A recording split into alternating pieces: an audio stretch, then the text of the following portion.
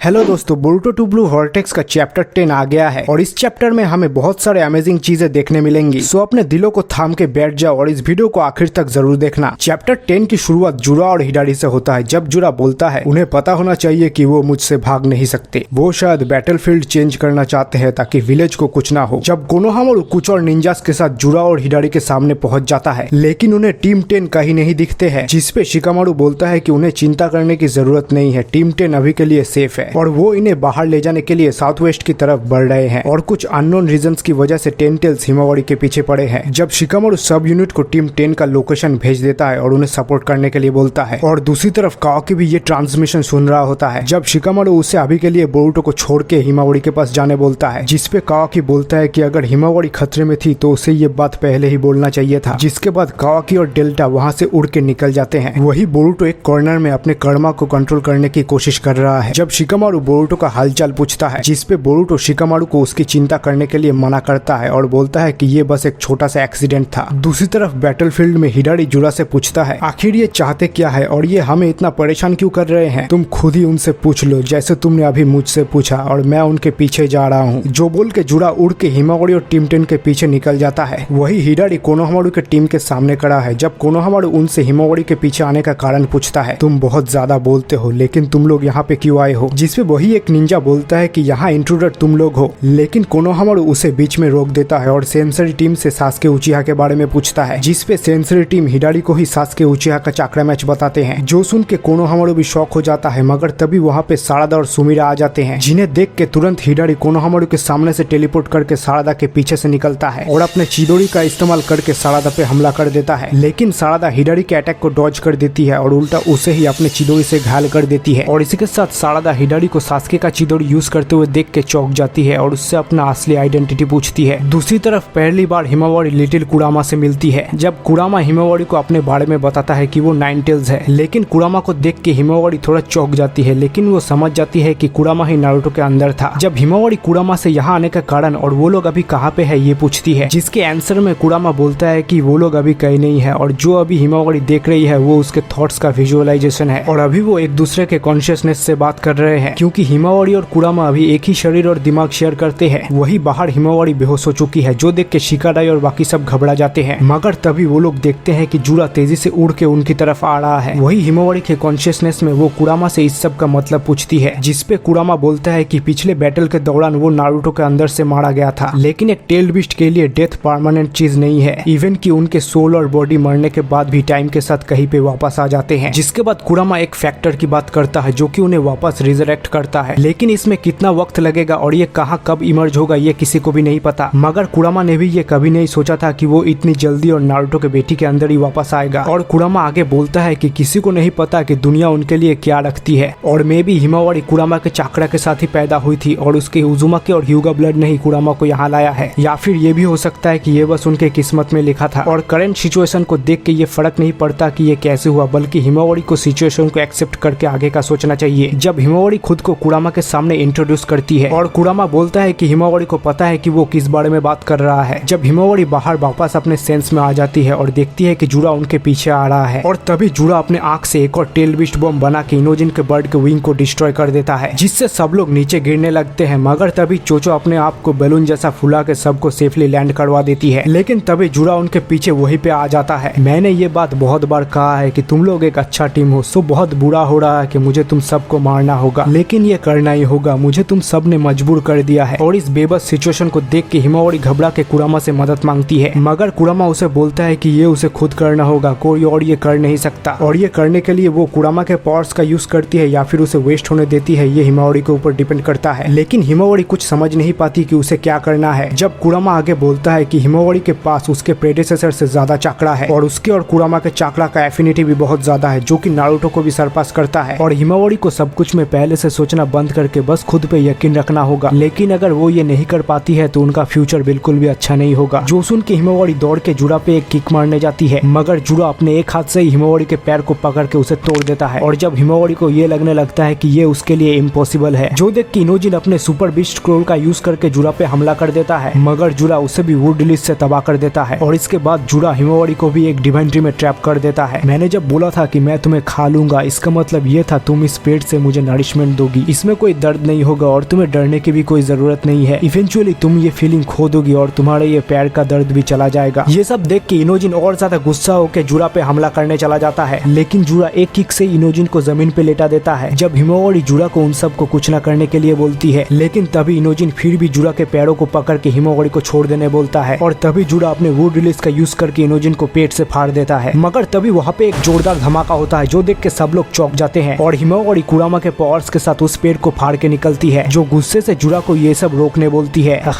तुमने अपना टेम्पर खो दिया है, now let's go wild Himawari. So क्या हिमावारी अपने नाइनटेल्स मोड के साथ जुरा को रोक पाएगी? जो देखने के लिए तुम्हें इसका अगले चैप्टर का वेट करना होगा। सो अगर ये वीडियो तुम्हें पसंद आया तो इस वीडियो को लाइक कर दो और चैनल को सब्सक्राइब करना मत भूलना। तब तक तुम मेरे इन वीडियोस को एंजॉय कर सकते हो।